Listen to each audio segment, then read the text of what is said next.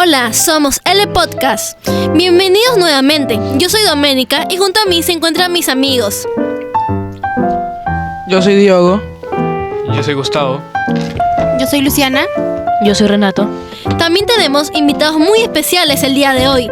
Ellos son los chicos ganadores del concurso Buró 2024. Yo soy Marco. Buenas, soy Joaquín. Hola, soy Sebastián. El día de hoy queremos presentar a los estudiantes que nos representaron en WRO Futuros Innovadores 2024. Hacer esto era un proceso que necesitó mucho tiempo y dedicación. También teniendo muchos desafíos, teniendo que resolver algunos retos y problemas que han tenido en el camino. Se preguntarán, ¿qué problemas serán? A continuación lo descubriremos, no sin antes conocer a nuestros amigos que nos representaron.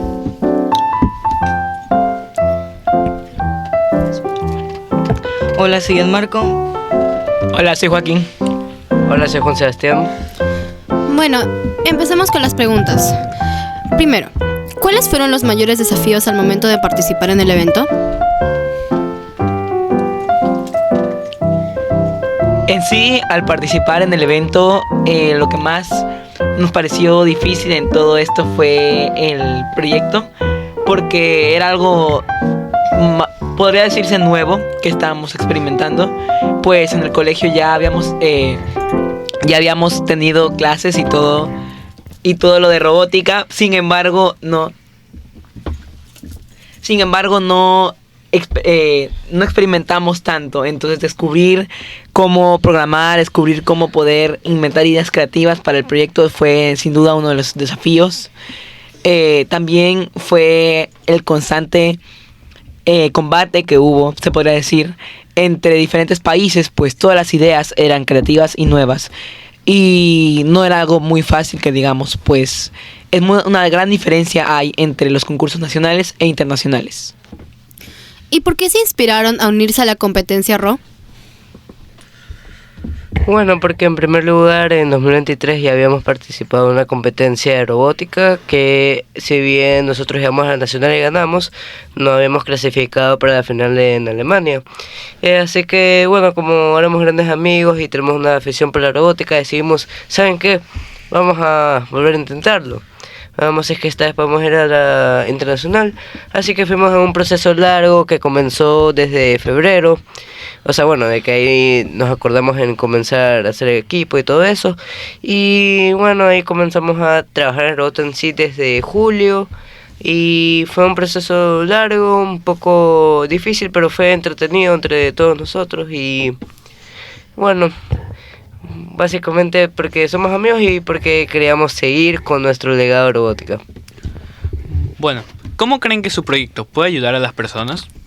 Bueno, nuestro proyecto más que nada se enfocaba en la parte de salud médica, realizaba análisis y ayudaba en la parte del triaje. Bueno, nuestra idea era ayudar a las personas que necesitaban un análisis frecuente de estos signos vitales. Por ejemplo, personas con diabetes o gente que necesita estar en ese constante monitoreo. Entonces nuestra idea era ponerlo en hospitales o alquilarlo en casas. Así puede ser una manera más fácil de ser utilizado. Además de que también se podrían utilizar en lugares, en zonas rurales, en lugares de difícil acceso, en zonas de guerra, entre otras cosas.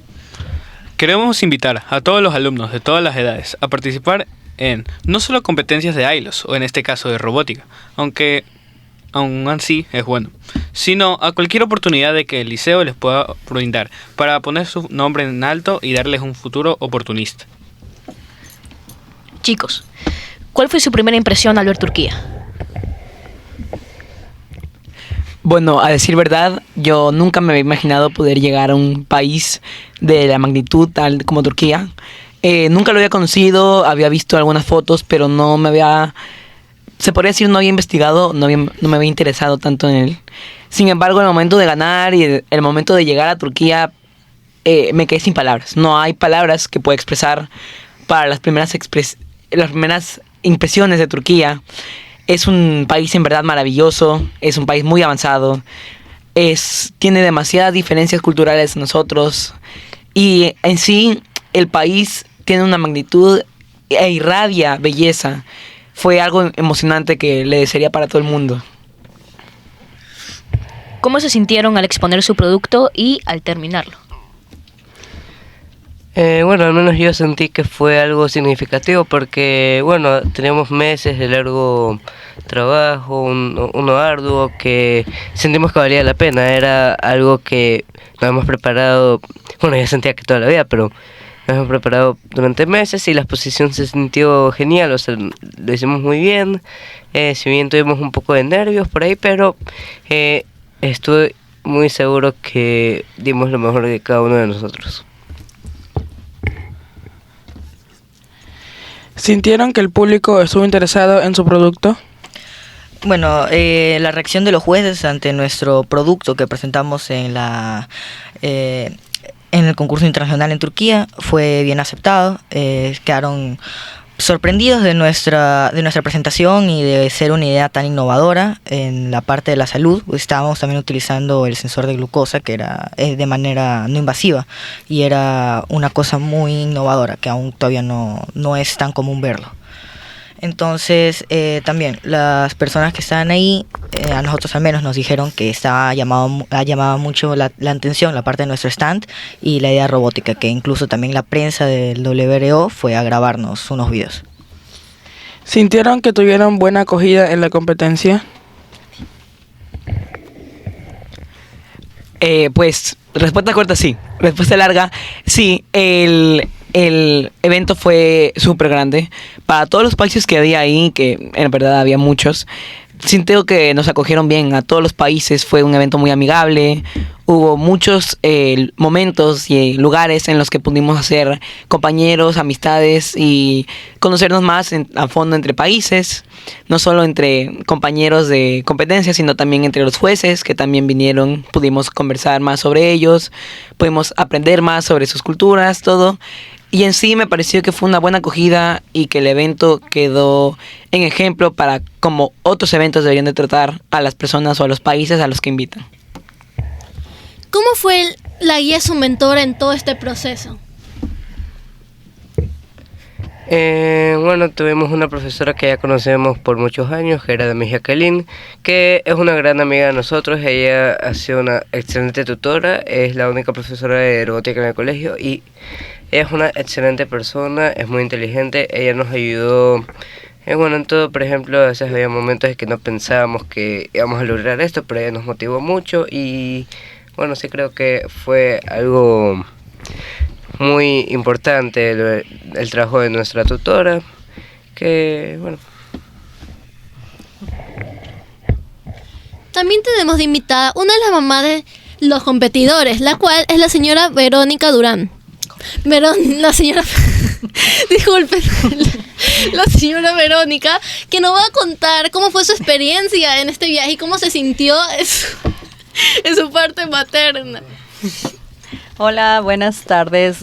Mi nombre es Verónica, soy mamá de Joaquín y bueno, me siento mamá de estos otros dos niños también, de Gianmarco y Juan Sebastián, porque la verdad empezó un trabajo arduo desde la regional. Luego pasamos a la nacional y como los chicos mismos dicen, no estábamos tan confiados de que vayan a pasar de que vayan a llegar a Turquía a participar.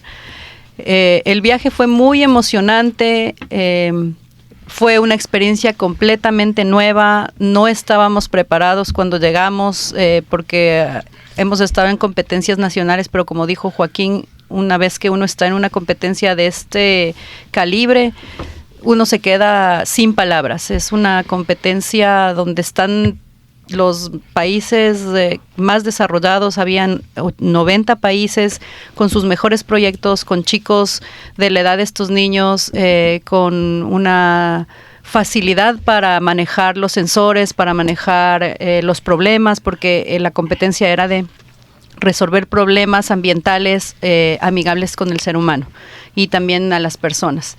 Pero la verdad me sentí muy feliz de que estos chicos, siendo la primera vez que se enfrentan a una competencia de este calibre, no se quedaron atrás.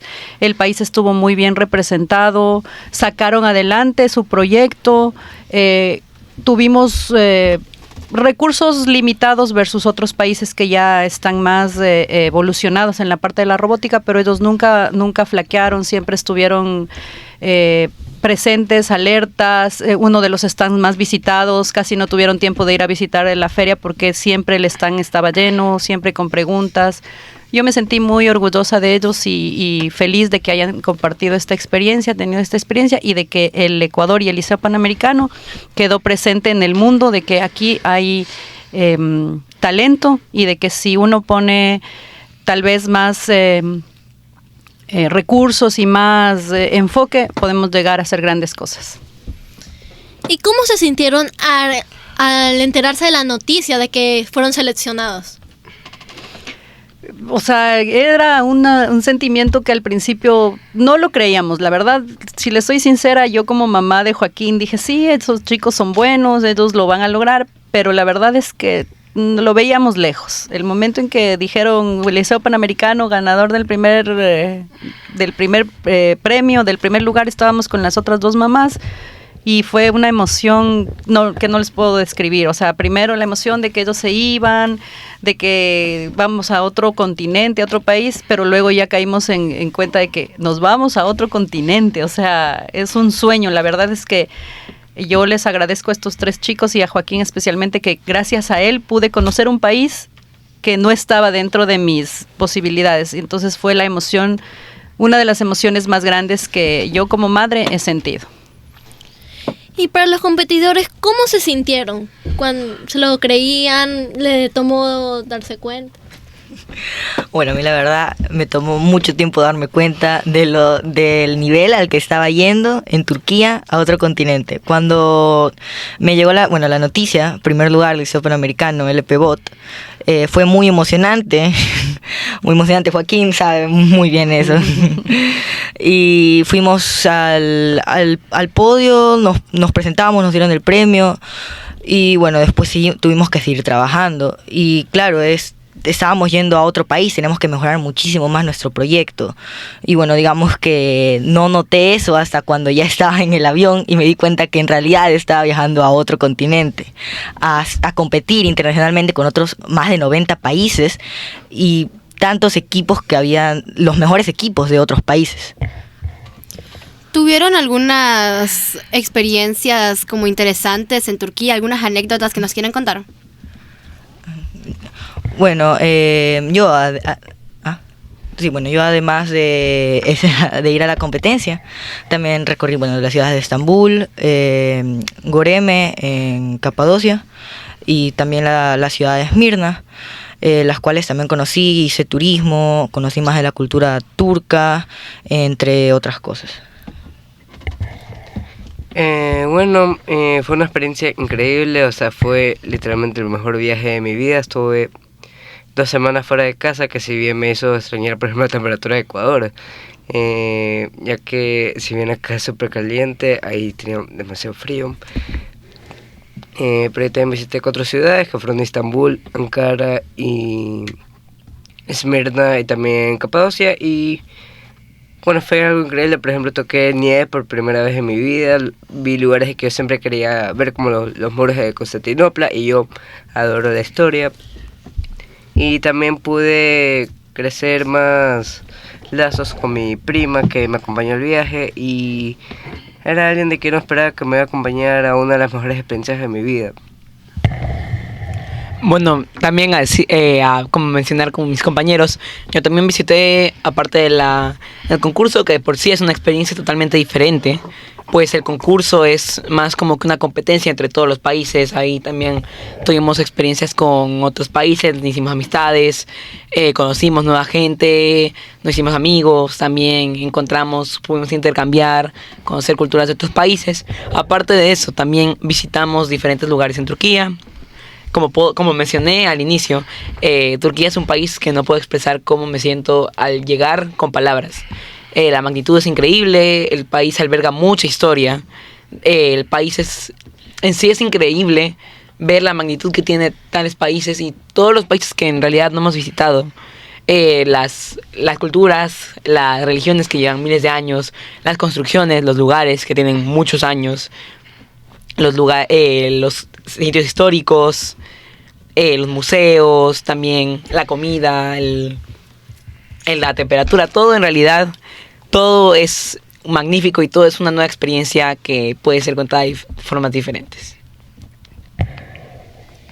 ¿Qué expectativas tenías antes de saber que habías sido seleccionado para ir a Turquía?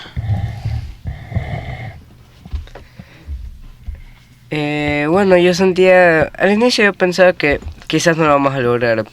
Yo siempre he sido muy pesimista, pero ya que si bien yo sabía que íbamos a ganar, yo pensaba que quizás algo va a salir mal, pero después me di cuenta que no, todo salió bien, conseguimos bronce, también logramos hacernos más amigos, o sea, a juntar más lazos y bueno, o sea, como ya dije, no tenía tantas expectativas, pero ahora vi de que siempre se puede mejorar la situación.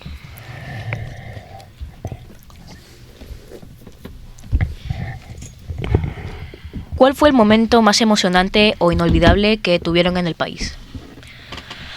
Bueno, en mi caso, en sí, la competencia fueron los 3 días más difíciles para mí en la parte de la competencia, pero en sí lo que más me impresionó de Turquía fue haber tocado la nieve. Fuera de la experiencia de la competencia, fue haber tocado la nieve. Era invierno en Capadocia, entonces la ciudad estaba totalmente nevada. Cuando estábamos llegando en el avión, mi mamá estaba dormida, yo estaba despierto, ya estaba atardeciendo un poco. Bajamos las nubes y el campo estaba todo lleno de nieve, entonces para mí fue demasiado asombroso. Yo quería ver la nieve.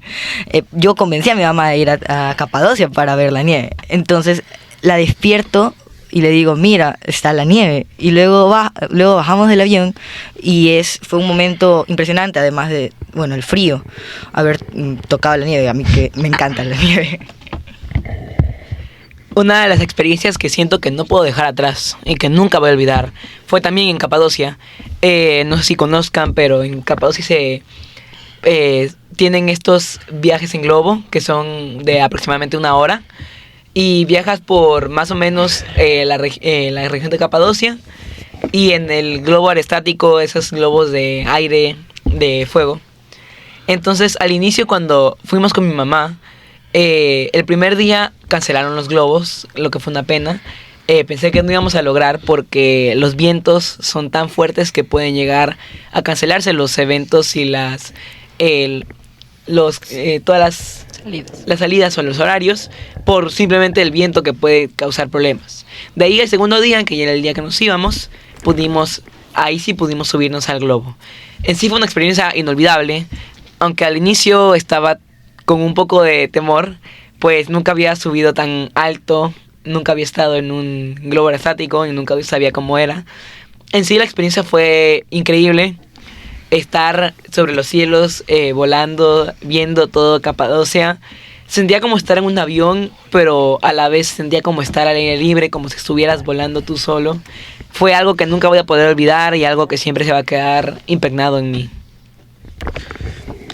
¿Qué significó para ustedes tener la oportunidad de representar a nuestro país para un evento tan grande de robótica? Bueno, yo siempre he sido muy patriota. Aunque yo soy chileno, he tenido un gran amor por Ecuador y siempre he querido llevarlo al escenario internacional. Siempre he pensado que Ecuador no tiene la recognición suficiente en el mundo, y pensé que quizás nosotros yendo, aunque solo somos 3 adolescentes, podemos hacer que el nombre de Ecuador retumbe por todas partes y digan, wow, en Ecuador hay genios, en Ecuador todavía hay esperanza. Y que no solo piensen que es un país de tercer mundo más al que le tienen que dar más cosas en las Naciones Unidas. Bueno, a continuación vamos a hacer un bonus donde podrán conocer más acerca de nuestros competidores y de anécdotas divertidas. ¿Qué anécdota divertida tienen de recuerdo? Algo chistoso que le haya pasado en ese viaje en el avión, un contacto. Uy, tuve 2 semanas ahí y tuve muchas experiencias, o sea, visité 4 ciudades y si dijera todo duraría este podcast como 3 horas, así que bueno, para comenzar, esto fue lo mejor para mí y es que en Guayaquil yo comencé a hablar con una azafata de temas de aviación y ya, pues como yo le caí muy bien, ella me hizo favor y no solo nos ascendió de puesto a Premium Economy en una aerolínea excelente, sino que me dejó entrar a la cabina y conocer a los pilotos y hablé con ellos como por 10 minutos que se sintieron como 3 horas. También, como yo ya dije, amo la historia, amo todo acerca de Turquía, esta cultura turca es asombrosa y cada ciudad que yo visitaba se volvía un poco mejor y me acuerdo muy bien que la comida ahí era riquísima, pero un día me pasó algo un poco malo en Capadocia, que había un restaurante famosísimo que tiene una vista hermosa de la ciudad, que está llena de rocas, montañas, cosas así, y fui a comer ahí de noche con mi prima. Lo que pasa es que había un plato de queso que valía lo equivalente a $20. Así que yo lo compré pensando, porque ahí decía que era comida típica. ¿Para qué? Para que era solo literalmente eso, un plato de queso, que solo tenía queso azul, un queso blanco y eso es todo.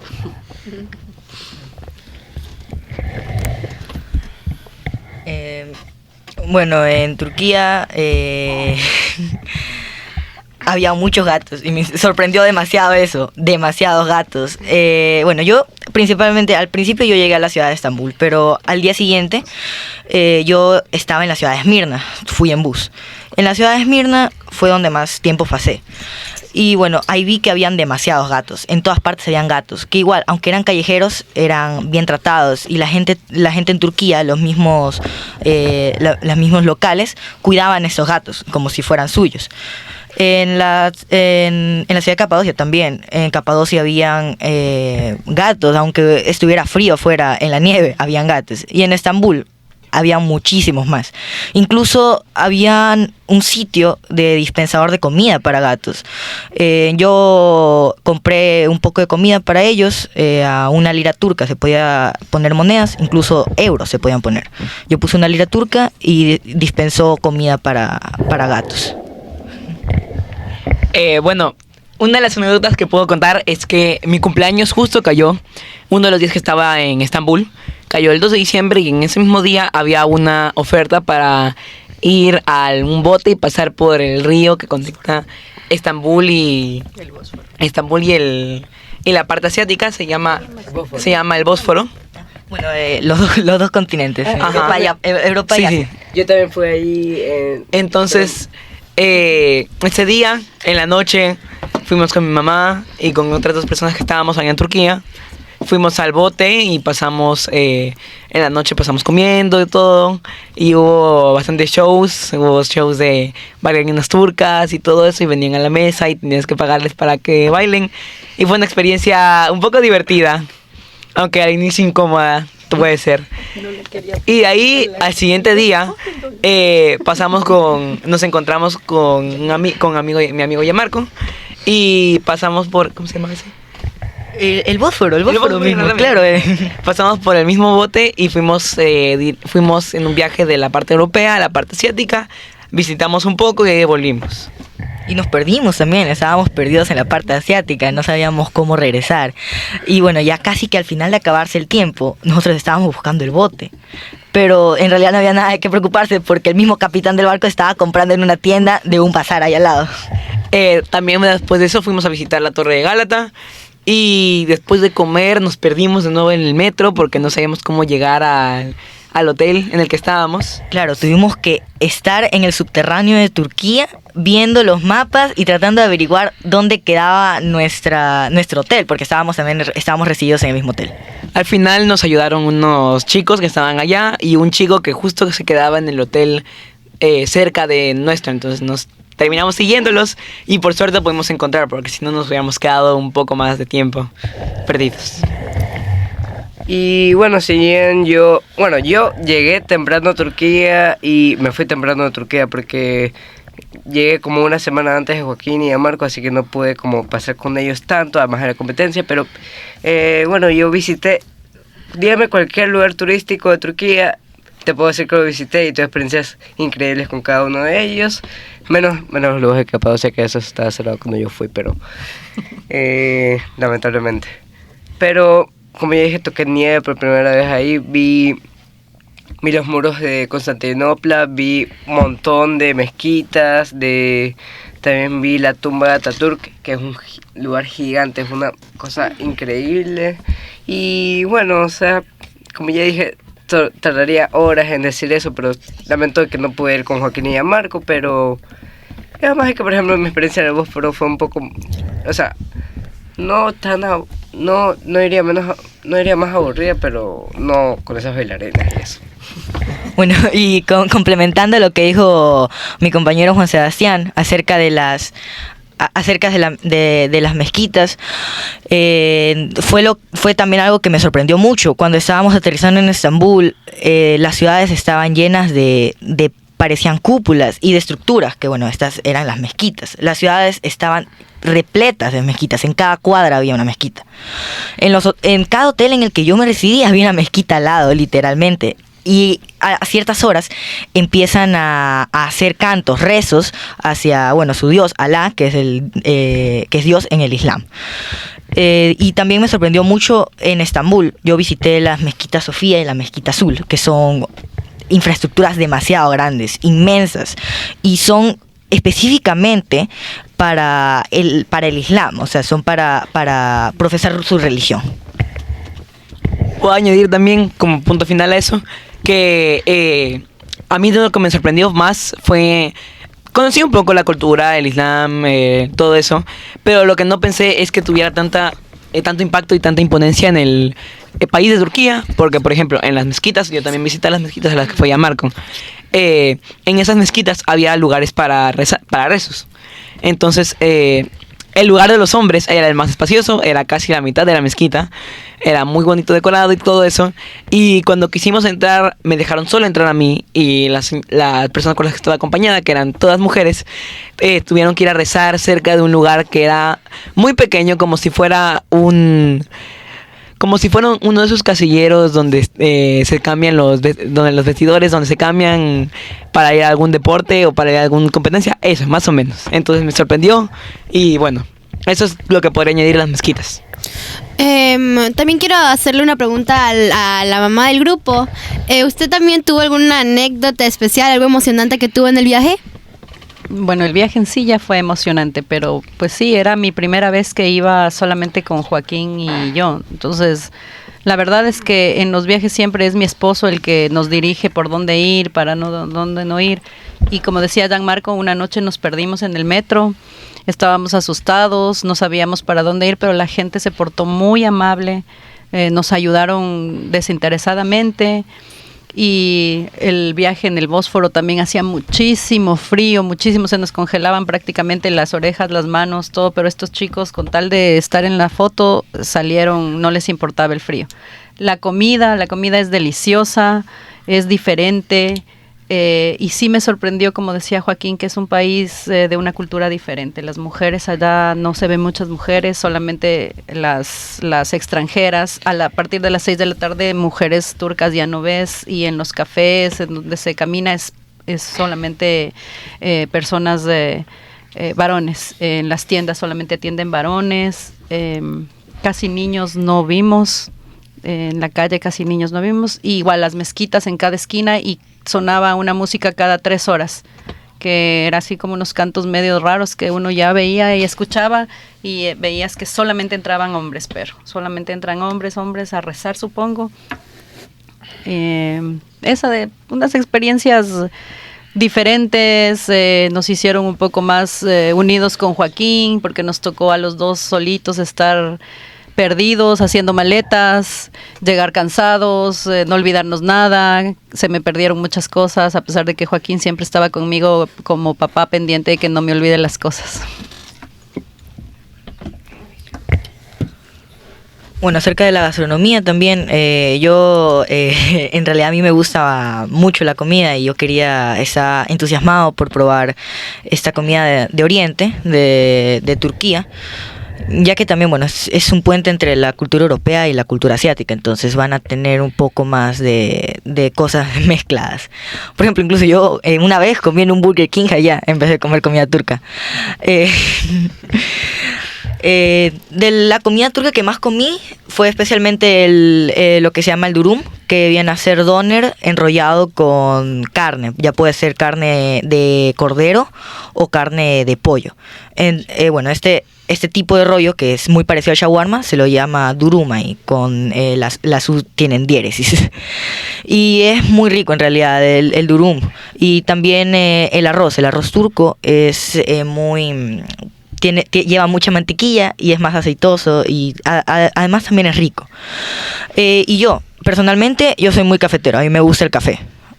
Yo todos los días tomo café, 2 tazas más o menos cada día. Y yo también me emocionaba mucho probar el café turco, porque ya había oído acerca de él, que era un café fuerte, era de café muy fino, entonces quedaba abajo los granos del café. Y bueno, la primera vez que lo tomé, se lo sirve en tazas muy pequeñas, porque como es fuerte, a la gente usualmente solamente lo toman como en vasos de tamaño de un shot. Entonces, la primera vez que lo probé, estaba muy caliente, se sirve casi que hirviendo este café. Y este café es cocinado, no es de pasar, es cocinado, es en un tipo de olla de hierro que usan allá. Y era un sabor fuerte también, y al final quedan los granos de café abajo. Ok, hablando de comidas, platíquenos, según lo que probaron, ¿qué tal es la comida del país y cuál fue su favorita? A decir verdad, no podría elegir una comida favorita, pero podría hablar de lo que probé y lo que más me gustó. Ajá, así gastronómicamente. Por ejemplo, yo soy alguien que le gusta mucho la sopa, pero en mi casa rara vez hacen sopa, pues es difícil y toma tiempo, y ya es algo que hacemos de vez en cuando. Sin embargo, allá en Turquía, cada desayuno en el que fuimos de buffet en el hotel tenía sopa, entonces fue algo que me gustó mucho. Las sopas son muy bonitas, muy ricas. También algo que podría destacar es que en sí, si la comida es rica, como dijo ya Marco, me parece que usan mucha especia. Hay especia para todo. Lo que más comí allá fue carne. Y había especias especiales para la carne, había especias especiales para los vegetales, para todo lo que había en sí. Había algunas combinaciones o cosas que nunca había probado. Por ejemplo, había una salsa que encontramos que era como de granadina, pero agria, dulce, que me gustó mucho y era muy rica. O por ejemplo los dulces turcos, que en este caso hay muchos diferentes. Unos de los que probé fueron las delicias turcas, que son muy ricos. Son como frutas como pistacho o naranja, juntos con vainilla y chocolate, y sabe muy rico. Granada también, la granada es una fruta que también se come mucho allá, y en Estambul es muy típico el jugo de granada. Yo probé, bueno, en Capadocia, no en Estambul, era frío igual, y estábamos a menos de 0 grados en Capadocia igual. Estaba muy rico el jugo de allá. Y los baklavas también. A mí me gustan mucho los dulces árabes. Los dulces árabes, a mí los que llevan miel en especial, los que son dulces, a mí me gusta mucho. Y el baklava era la primera vez, bueno, digamos que la segunda vez que probaba el baklava, pero esa vez era verdaderamente turco. Y el sabor en realidad es muy rico, es un poco crocante, al igual que dulce. Y los que llevan pistacho también son muy ricos. Y también hablando sobre gastronomía, venden, bueno, demasiados dulces y especias. En Estambul, los mercados más importantes y los más famosos son el Gran Bazar, que es el bazar más grande de todo el mundo, y el mercado de las especias, donde venden variedad de cosas. Bueno, y también toda la explosión de sabores en Turquía. Por ejemplo, no solo fui a comer la comida típica ahí, o sea, kebab, pero también fui al restaurante de Salt Bay, o sea, ese chico que toma, de que coge la sal y la sirve así de una manera muy famosa. Bueno, ya, fuimos ahí y era bonito. No era la mejor comida que había probado en mi vida, pero era bonito. Pero bueno, en sí, en general, en toda Turquía, El kebab ahí es muy diferente al Ecuador, es súper rico, riquísimo. También había comido puras delicias también, como por ejemplo baklavas, que por ejemplo me traje uno que me había encontrado por ahí y no duró ni una hora en mi casa, era como de $20 y era como de 30 centímetros, no duró ni una hora, porque así rica es la comida ahí. Ya para poder culminar este podcast, quiero preguntar algo rápido a Marco. Cuando fuiste al restaurante de comida rápida, ¿hubo alguna variación de los platos comparado a Ecuador? Bueno, vi que habían también opciones veganas que, bueno, no había visto acá en Ecuador. Y también habían otros, los nombres eran diferentes también de las comidas allá. Y también me sorprendió un poco la parte del postre, porque vi que, bueno, a mí me gusta el pay de manzana del Burger King, y fui a un Burger King, y vi que había también pay de cereza, y la cereza es uno de los productos más la cereza agria es uno de los productos más exportados en Turquía. Entonces, bueno, también representa la cultura de allá, que, bueno, también crearon ahí el pay de cereza en el Burger King, pero igual todo muy rico allá. Y claro, también el Fusti, habían más variedad de Fusti. Yo, bueno, fui también a un local donde vendían papas, no me acuerdo bien el nombre, pero eran papas cocidas y las rellenaban de muchas cosas y de salsas, y ahí probé por primera vez el Fusti de sandía con Joaquín. Interesante, y muchas gracias, que me había entrado la duda cuando mencionabas eso. Y ya ahora sí, para finalizar, ¿qué mensaje nos compartirían donde pueden inspirar a otras personas a llegar allá o unirse a más oportunidades que el colegio nos otorga o aparte? Podría hablar yo. Me gustaría también que todos mis compañeros dieran un mensaje también o que dieran algo, pero yo como individualmente podría decir también, y como grupo, que no hay que rendirse. Si es que tienes un sueño y quieres perseguirlo, aunque las situaciones se vean muy difíciles, a veces imposibles, nunca debes de rendirte. Nunca es bueno rendirse, tirar la toalla cuando muy temprano, si es que al final no pudiste, aunque sea lo intentaste, pero lo mejor es intentar seguir. Pues hay ocasiones como estas que no vienen una segunda vez en la vida, no existen segundas oportunidades así, o son muy difíciles.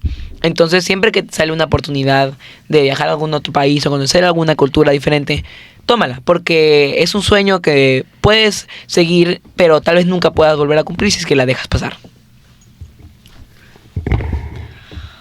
Bueno, como dijo mi compañero, hay que seguir los sueños. Yo estaba muy triste la vez que perdimos en el año 2022 para la internacional en Alemania. Yo estaba muy ansioso de haber ido a Alemania, a la cual no fui. Ya había incluso buscado un poco ya de la cultura de Alemania, pero cuando me dieron cuando dijeron los premios y que quedamos en primer lugar, pero a la vez no ganamos el cupo para irnos a Alemania, en realidad estuve muy entristecido, pero lo volvimos a intentar el año pasado, en el 2024. Ganamos el concurso regional, el nacional, y por último llegamos al internacional en Turquía. Entonces sí, hay que siempre seguir los sueños. Como dijeron todos mis compañeros, nunca tienes que rendirte, no importa cuál sea la situación, pero todo un mensaje más. He visto por ahí que a veces las personas le dan las oportunidades para hacer algo y dicen no puedo, no quiero, cosas así. O también hay otras personas que dicen, miren, él saca buenas notas porque él tiene un talento por su cuenta. No es eso. Es más bien la dedicación que tú le pones a los estudios, la dedicación de que tú solo quieras aprender, o sea, por tu cuenta, y de que tienen que cambiar esa mentalidad de que ellos nacieron inteligentes, ellos nacieron con estas habilidades. Yo no sabía hacer nada de esto de robótica hace, 5 años.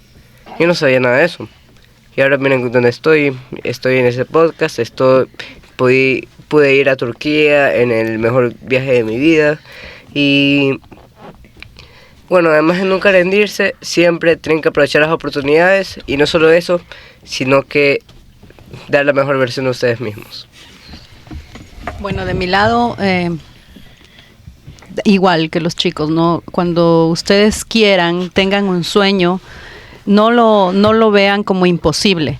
La verdad es que estos chicos, como dice Gianmarco, estuvieron atrás de ese viaje desde que tenían 11 años y lo consiguieron por la persistencia de ellos, por la fuerza, por el compromiso que pusieron en su proyecto, pusieron todas las ganas y no lo vieron imposible y consiguieron viajar al otro lado a los otros continentes, al otro lado del charco, como dicen coloquialmente, con la persistencia, con las ganas. Y también, si los padres me están escuchando, apoyen a sus hijos en todos los sueños que ellos tengan, no les corten las alas, nada es imposible, con trabajo, con persistencia, los chicos pueden llegar muy alto. Gracias, chicos, por esta entrevista muy, muy linda, y sigan adelante. Muchas gracias por aceptar a nuestra invitación al día de hoy y poder acompañarnos en este espacio. Muchas gracias por representarnos a nuestro país. Nosotros estamos muy felices y súper orgullosos de ustedes. Gracias.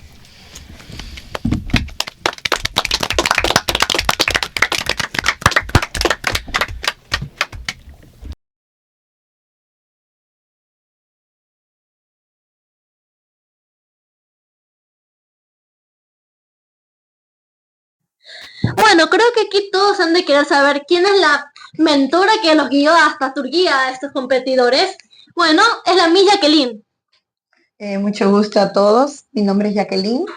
Yo soy la profesora de robótica del Liceo Panamericano desde el año 2018 y aquí estamos, dando lo mejor.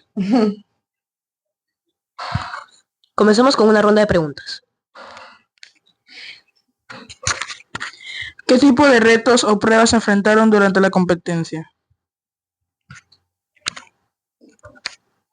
Lo que pudimos ver al inicio de llegar a Turquía es que había muchos equipos que se iban a presentar de distintas nacionalidades. Entonces, esto nos hizo ver que no solo Ecuador está preocupado por el aprendizaje de la robótica en los colegios, sino que hay países del primer mundo que han fortalecido muchísimo su trabajo en esta área. ¿Por qué? Porque los equipos iban muy preparados, llevaban proyectos muy grandes. Entonces, al inicio fue un gran impacto, sobre todo por el lugar, un país maravilloso. El lugar del evento fue un palacio de un área de convenciones enorme, en el cual habíamos aproximadamente unos 3.000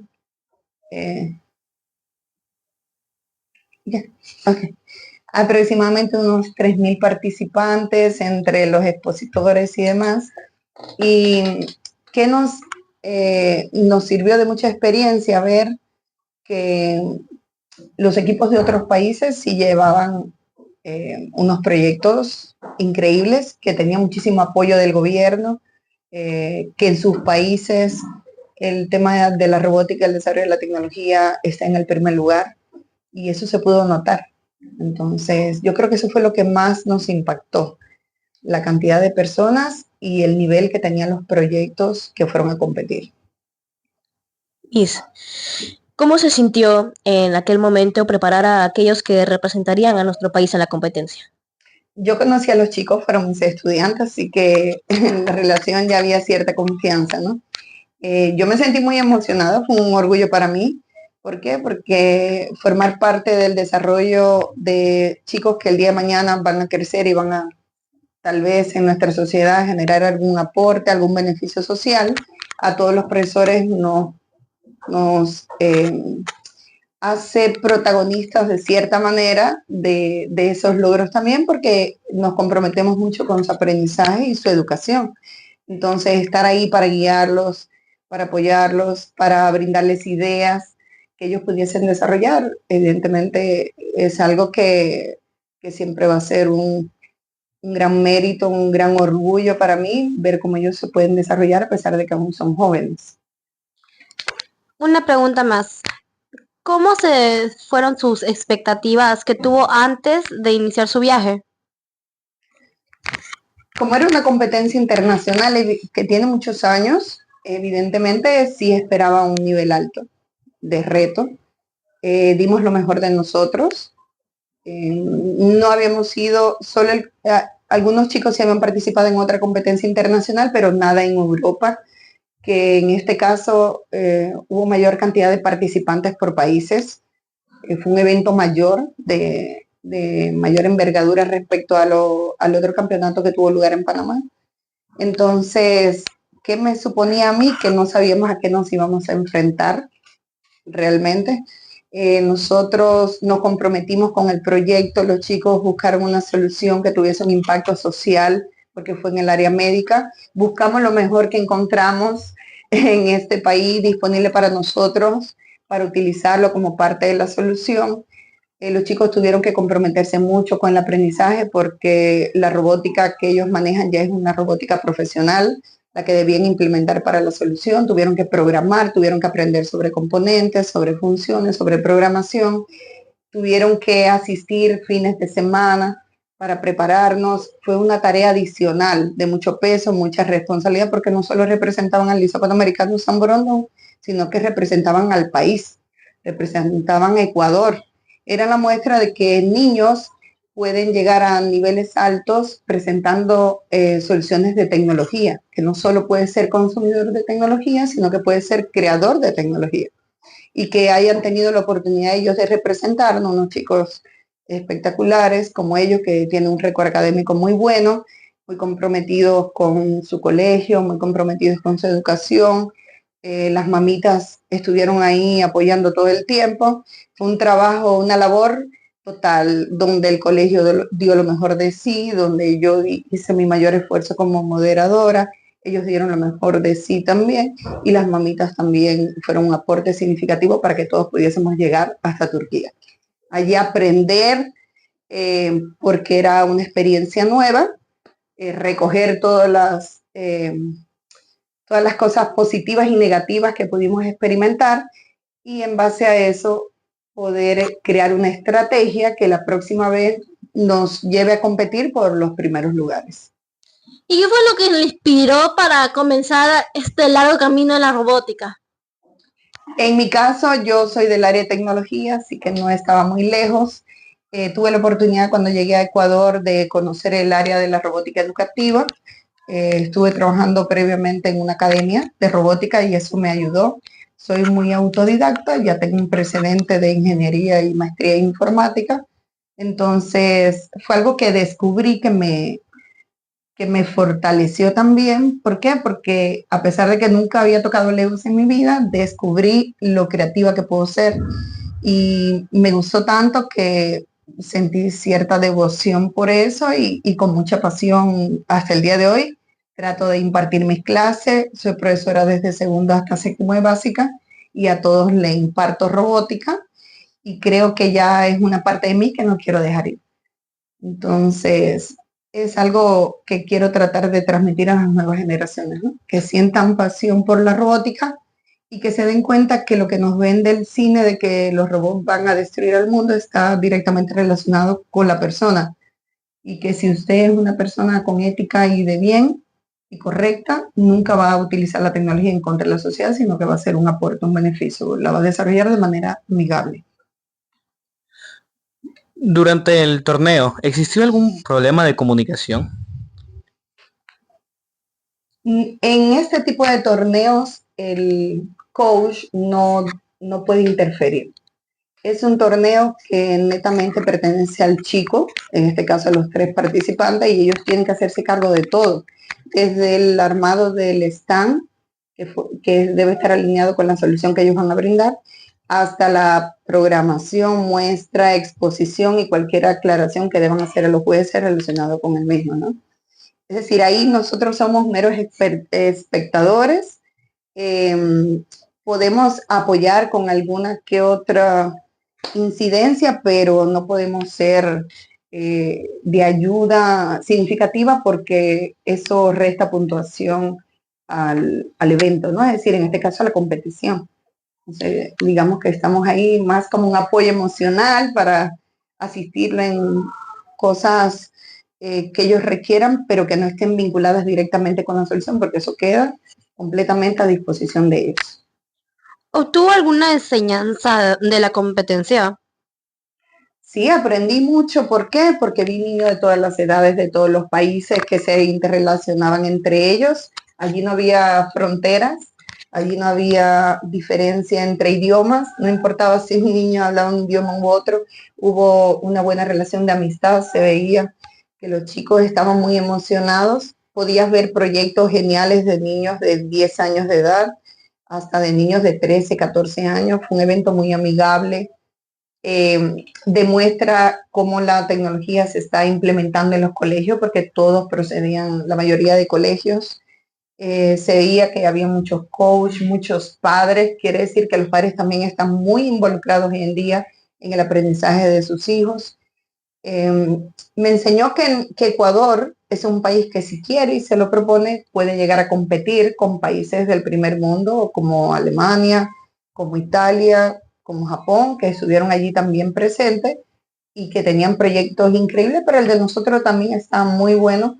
Lo único que faltó fue como llevarlo a un nivel profesional un poco más alto, pero estar ahí nos brindó la oportunidad de saber qué es lo que hay que hacer para poder llegar a estas esferas. ¿Cómo se sintió usted y como equipo al momento de saber que clasificaron a un torneo de gran prestigio? Nosotros ya habíamos clasificado en otra ocasión, habíamos logrado el primer lugar en la competición en como 2 años anteriores, pero los chicos, como eran pequeños aún, estaban en la categoría elemental y no habían podido avanzar a la final internacional que tuvo lugar en Alemania. Entonces ya como que teníamos ese bichito dentro, esperando poder intentarlo nuevamente. Y eso hicimos. Entonces los padres, sobre todo, y los chicos estaban muy entusiasmados por participar el año pasado. Y bueno, conversaron con el colegio, conversaron conmigo, nos unimos y decidimos hacerlo, ¿no? Entonces fue una gran emoción para mí poder ser parte de esto. Y para los niños fue increíble también desde la regional, porque en este caso tuvimos que participar a varios niveles y tuvimos que ganar en varios niveles. Primero la regional, luego pasábamos a la nacional y ahí fue que nos dieron la grandiosa noticia de que pasábamos a la internacional y fue algo increíble para nosotros, nos impactó muchísimo, pero era algo por lo que estábamos luchando, porque ya habíamos estado muy cerca en el pasado y como que teníamos que seguir perseverando hasta lograrlo. ¿Tuviste la oportunidad de interactuar con otros equipos de diferentes países? Sí, tuve la oportunidad de interactuar con el equipo de Alemania, tuve la oportunidad de interactuar con el equipo de Indonesia, que fue el que ganó en la categoría Elementary, que presentaron un proyecto increíble, con equipos de acá latinoamericanos, suramericanos también, con el de Argentina, con el de Chile, con México. Incluso se hizo una cena de intercambio de amigos donde los chicos podían intercambiar pines y algunas cosas típicas del país, y ahí sí conversamos con varias personas y fue muy emocionante. El idioma allí internacional era el inglés, entonces como que no fue un problema porque la mayoría sabía al menos saludarse. Compartimos fotos con chicos de otros países. También pude conversar con padres de familia de Filipinas. Fue una experiencia muy enriquecedora en ese sentido. ¿Y tiene alguna anécdota divertida que le haya pasado en ese momento, en otro país extranjero? Déjame pensar. No la tengo en mente todavía, no sé. Déjame pensar. ¿Qué me pasó? Bueno, cuando venía de regreso, yo tuve que hacer escala en Estambul y como estaba sola, yo hice el trayecto solo porque los chicos fueron aparte, me tocaba ir al baño. Y bueno, a duras penas, tratando de interpretar el turco como pude y un inglés más o menos que me trataban de expresar personal del aeropuerto, tuve que irme al baño y cuando entré al baño con todas las maletas, toda harta de maletas, y cuando iba a hacer cierta actividad, los baños, las luces están controlados por sensores de movimiento y como el baño era cerrado, se apagó la luz y no encontraba nada. y yo sacaba la mano y hacía así, a ver si eso ayudaba, no había nadie en aquel baño y era una total oscuridad. Tuve que salir del baño y bueno, volver a hacer así, a mover las manos para que el sensor me pudiese detectar, encender y correr rápido al baño y bueno, hacer lo que iba a hacer y luego salir corriendo del baño porque fue de urgencia, como quien dice, ¿no? Eso fue así lo que más me pasó de ahí para allá. Creo que no recuerdo ninguna otra experiencia así diferente, ¿no? A lo que he vivido acá. Y una consulta con la parte gastronómica. ¿Cómo fue los platillos? Porque son, si no mal tengo entendido, son diferentes, tienen otro tipo de cultura, son diferentes comidas, ingredientes. Sí, allí se consume mucho cordero. Entonces, digamos que me pasé unos 3 o 4 días comiendo cordero. Ya extrañaba el cerdo, pero allí no se consume. Entonces, sí, me pasó que fui a comer un shawarma y cuando me despachan el shawarma, uno está aquí habituado a comer un shawarma diferente. ¿Por qué? Porque te lo sirven con salsa y yo llamando al señor que me ayudara, por favor, tratando de explicarle en inglés que me ayudara con la salsa. Y el señor busca con el teléfono y me traduce que no, que ellos no sirven el shawarma con salsa, que eso como que daña el shawarma. Entonces pude notar que a pesar de que uno lo reconoce aquí como una comida prácticamente allá árabe, libanesa, en este caso yo también la asociaba con turca, que era lo mismo, no lo es, a pesar de que se está hablando de un mismo tipo de comida, tienen una estructura diferente como de armarla, de elaborarla, ¿no? También me pasó que mucha comida es picante, yo no tolero mucho el picante y así me iba y cuando me preguntaban, ¿no? ¿Qué deseaba? Yo no sabía pronunciar turco nada, entonces yo le apuntaba a los platos y cuando me llevaba toda la bandeja con comida que se veía deliciosa, estaba llena de picante que no me la podía comer, aquello era terrible. Entonces sí, en ese sentido ya estaba extrañando la comida ecuatoriana porque ya estoy adaptada a ella, pero fue terrible porque no encontraba dónde yo comer que no tuviese picante, porque el picante no lo tolero mucho. Pero sí, la comida deliciosa, me asombró que hacen dulces maravillosos, se usa bastante el azúcar de remolacha, se usa bastante en la elaboración de dulces, mucha variedad de dulces con pistacho, que uno aquí el pistacho como que lo encuentra escaso, pero allá bastantes dulces con pistacho y además la gente muy cordial, muy educada, muchas mujeres hermosas. Sí hacen los llamados a rezos, eso que uno suele escuchar, pero las personas muy amables, muy cariñosas, el lugar es muy lindo. Tuve la oportunidad de asistir a una mezquita, aunque estaba sola, entonces bueno, ingresé, preciosa la estructura, son antiguas las que hay ahí, y muy bonito el lugar, un frío fuerte, no como el de la sierra, no ese tipo de frío, es un frío que te llega a los huesos. Sí, se sentía bastante fuerte, mucho movimiento de noche, mucha seguridad.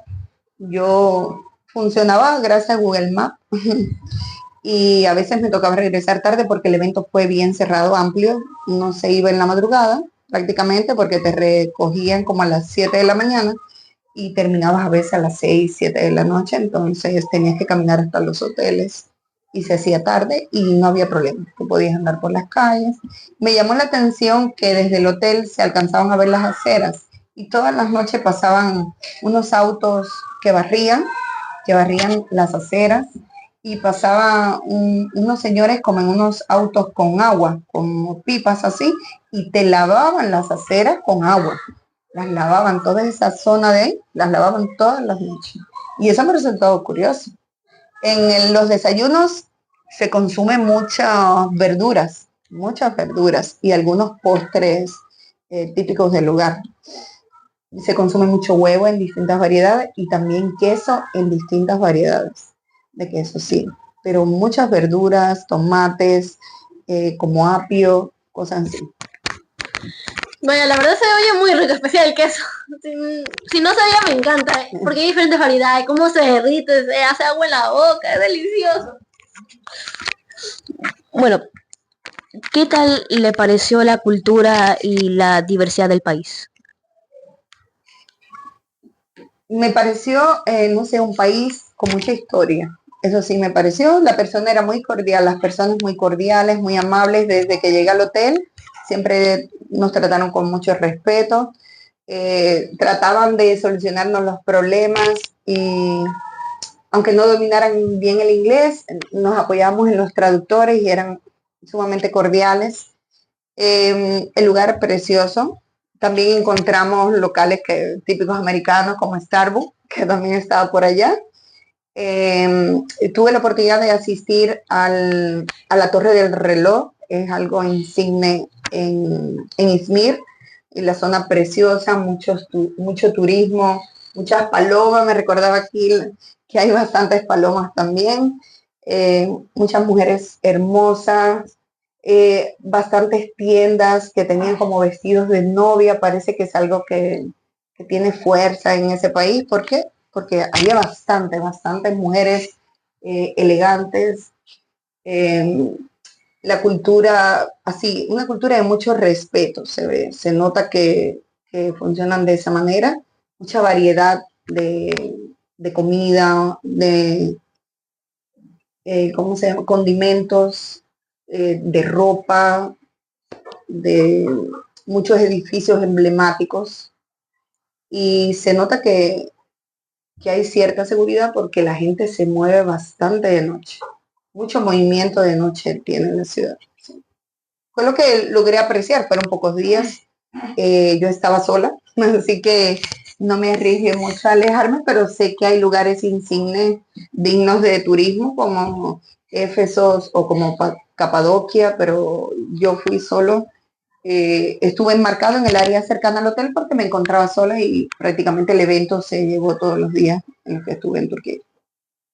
¿Nos podría dar algunos detalles sobre el robot? El robot es de asistencia médica, se llama Rodoc, así le pusieron el nombre de los chicos. El robot lo construyeron con 2 placas microcontroladoras, un Arduino Uno y un Arduino Mega. Tenía 4 sensores para medir constantes vitales. Algunas constantes vitales alineadas con Manchester, pero entre ellos que tenía un sensor ultrasónico para detectar personas y obstáculos, en este caso, que simulaba una cámara que pudiese detectar personas, porque esa era la idea. La idea era presentar una solución que los chicos podían en ese momento implementar, porque igual son chicos y fue el acceso que tuvimos a esa tecnología, pero la idea iba más allá, la solución iba más allá. Iba a crear una solución que asistiera en los hospitales, sobre todo en la atención primaria. Es como cuando te vas al IES, ¿no? Y tienes que hacer esa cola inmensa para que te atiendan en atención primaria, ¿sabes? Donde te miden constantes vitales y luego te miden con los doctores. Bueno, la idea es que ese robot se implementara en estas áreas, pudiese monitorear a todo paciente o posible paciente que llegara y contribuyera a establecer un nivel de prioridad de quién debía atenderse primero de acuerdo al grado de peligrosidad que tuviese o de riesgo que tuviese su salud. Entonces él manejaba 4 sensores distintos, pero no eran profesionales.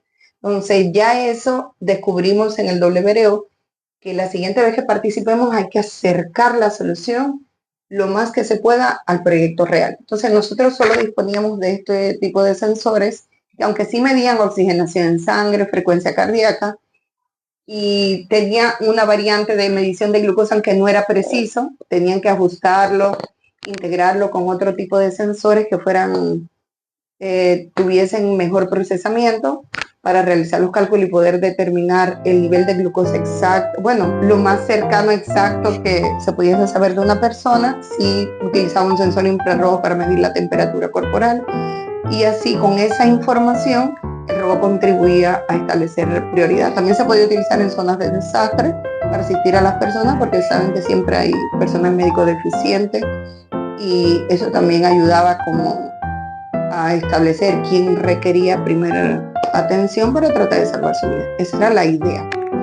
Sin embargo, se hizo desde un punto de vista, esa idea se construyó aún con componentes que no eran profesionales, y tal vez eso fue lo que nos alejó un poco de competir por los primeros lugares. Porque sí vimos que entre los ganadores los proyectos estaban un poco más allá, ¿ves?